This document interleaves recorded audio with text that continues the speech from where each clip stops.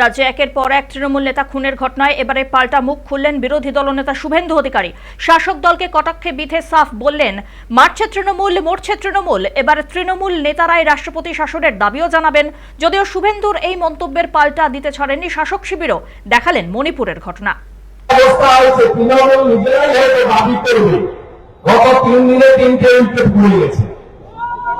আছে কে তৃণমূল, মরছে কে তৃণমূল। 3 দিনে 3টে উইকেট পড়ে গেছে। হয়তো 2-1 দিনের মধ্যে তৃণমূলের নেতারাই বলতে শুরু করবেন যে রাষ্ট্রপতি শাসন করুন, নইলে আমরা নিজেরা বাঁচতে পারবো না। গত 2 বছর ধরে মণিপুরটা জ্বলছে, তো সেখানে রাষ্ট্রপতি কি করেছেন? প্রধানমন্ত্রীর এখনো যাওয়ার সময় হয়নি। মা বোনেরা ধর্ষিতা হচ্ছেন, মুখ্যমন্ত্রীর বাড়িতে অ্যাটাক হচ্ছে, মুখ্যমন্ত্রীর বাড়িতে বাংকার করে রাখতে হয়েছে, মুখ্যমন্ত্রীর বাড়িতে বোমা বর্ষণ হচ্ছে, গুলি চলছে।